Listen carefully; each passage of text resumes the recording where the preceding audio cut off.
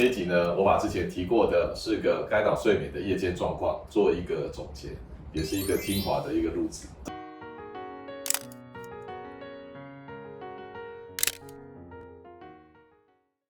各位好，我是未来健康研究院方世清医师。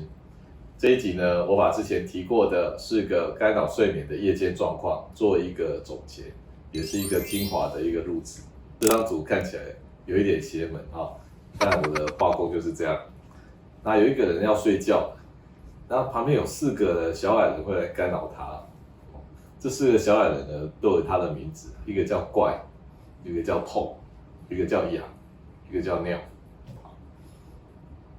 那如果我们讲比较好的比喻，它其实有点像白雪公主跟着7个小矮人，那我这是4个小矮人，干扰睡眠的小矮人。那白雪公主怎么样变成睡美人呢？如果能够睡得好，变成睡美人，就要把这4个小矮人呢，先把它处理掉。那这4个小矮人分别是什么问题呢？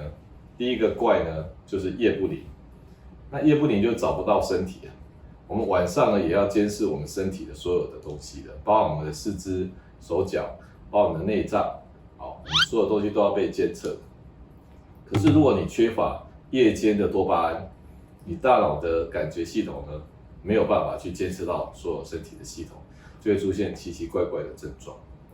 因为失联而产生奇奇怪怪的症状，包含有一个老阿伯说晚上都有鬼在拉我的脚，然后一听以为他失智，然后产生幻想。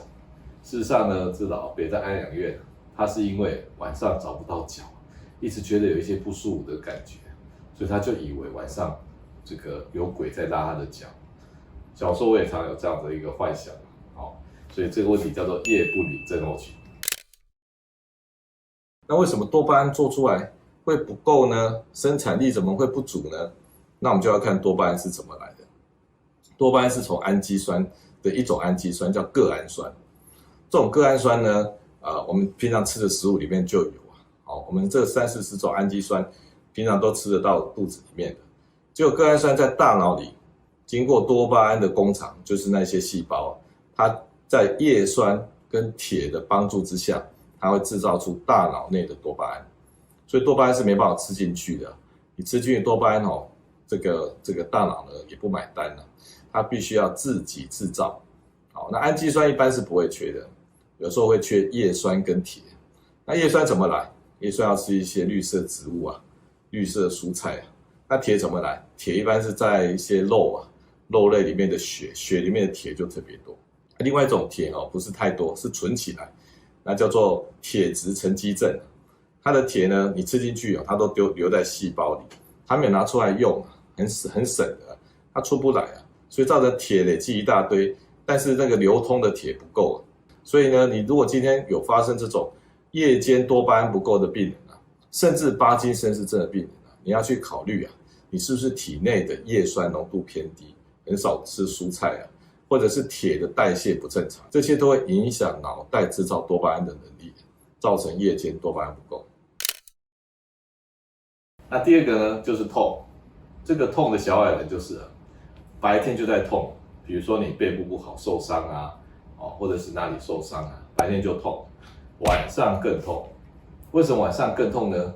因为这种敏感痛到了晚上没有位置感觉的神经来这个干扰它，所以呢，它的痛就尽量的表现。那你会变成敏感痛，是因为你身体的血清素不够。所以我刚刚谈到2个大咖的，一个叫多巴胺，一个叫血清素，然后都会让你晚上直接有不舒服。那这个痛跟刚刚的怪有什么不同呢？这是一个标准的痛，白天呢有标准的痛，晚上呢更痛，这叫做夜更痛。有一些增加体内血清素的药，同时就可以改善你身体的疼痛。不要一直在只吃消炎止痛药因为不是所有的痛都是发炎有些痛是属于这种类型的。另外呢，到晚上，方医师说这种病人晚上特别痛影响睡眠背好痛膝盖好痛到处痛那怎么办呢？我们可以把大脑这时候关掉。有一种药叫做钙离子阻断剂，这种药呢可以让神经跟神经之间的连结是关掉的。神经不联系了，大脑要痛都没有能力痛。所以疼痛是一种大脑变成敏感活跃的状态。那利用晚上这个时间把它关掉，而关掉以后，它也会变成想睡觉，所以就一举两得啊。像这样子的药呢，可以同时解决到处痛、晚上更痛的问题，也可以帮助你的睡眠。第三个叫夜痒症，它已经不是那些怪跟痛了哦，它就是真的痒，小小的痒，包含鼻子痒、鼻塞、打喷嚏，包含眼睛痒、喉咙痒，包含真正产生荨麻疹，甚至气喘的发生，那就是因为你的肥大细胞晚上加班，分泌太多的组织胺。肥大细胞上面也有一个时钟这个时钟不正常，日夜颠倒所以晚上来烦你，到处痒。那怎么样治疗这个问题呢？我们那个抗组织胺这个药物也就是把组织胺强迫它关掉的药物。那最早期呢叫做第一代，那第一代设计一定是比较没有那么精确嘛那它产生的作用呢它除了抗组织胺很强以外它还会让你想睡觉，然后它还有一些抗乙酰胆碱，也就是会小便困难、有青光眼不适合用的等的副作用。那这是副作用，一定是副作用吗？因为第一代的抗组织胺呢，它可以进到我们的大脑里面，后面的代就把这个问题解决，说反而是进不到大脑里面。进到大脑里面有什么好处呢？它就可以去控制我们大脑里面的组织胺不要太高，那就相对的可以得到我们可以有这个帮助睡眠的好处。所以第一代的抗组织胺呢，不但可以减少你的鼻塞、到处痒的问题，它还可以帮助你睡眠。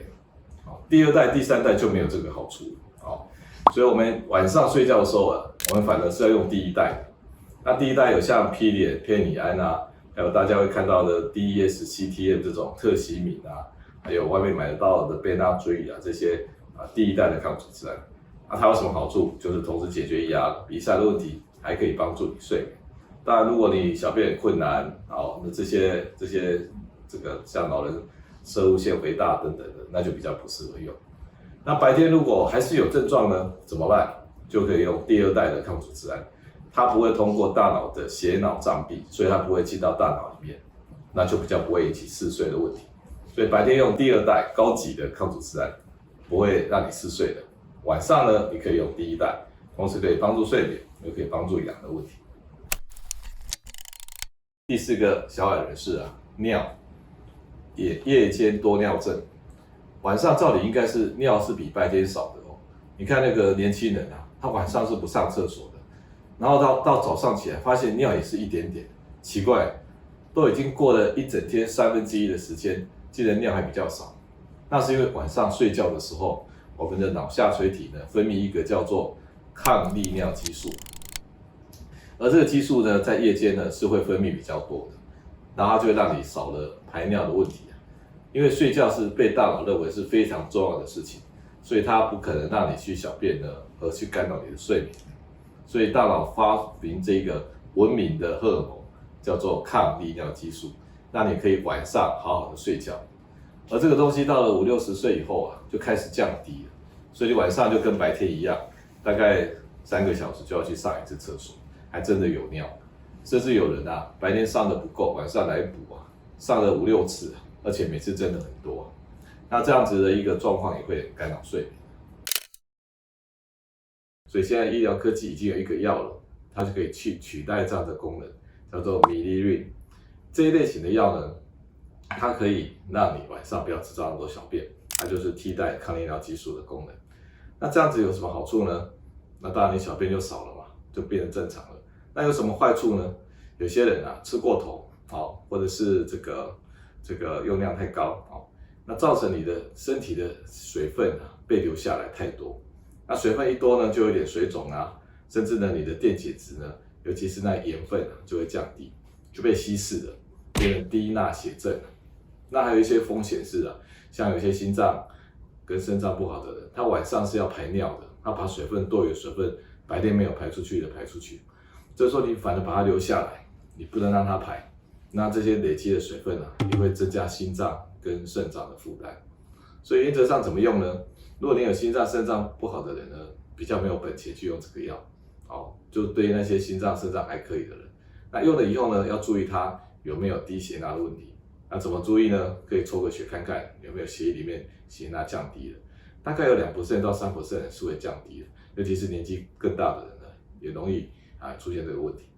所以呢，这个4个小矮人是很明确的，你要从白雪公主呢要变成睡美人你就必须要请这个4个小矮人离开好，所以这一集的提到这个夜间状况呢，你自己要有自觉。那去医院跟医生报告说我睡不好，也要先把这个4个小矮人的问题提出来。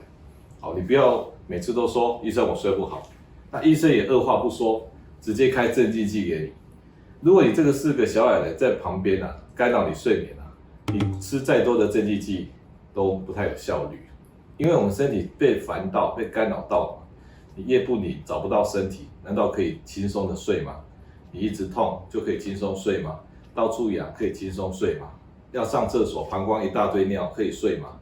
这些问题都不解决，你只想用安眠药镇静剂把它打发掉，就好像一些比较独裁的国家，民众有意见就先关起来，甚至直接枪毙。不能用这种方法去对抗民意所以呢，我们身体也是一样，要好好睡觉，先把这个床铺好，把这4个小矮人呢请出去。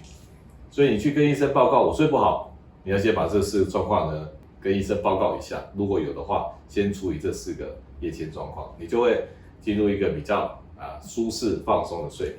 那这一集呢，我们把睡眠的问题总结到有4个夜间状况：夜不宁、夜更痛、夜痒跟夜尿。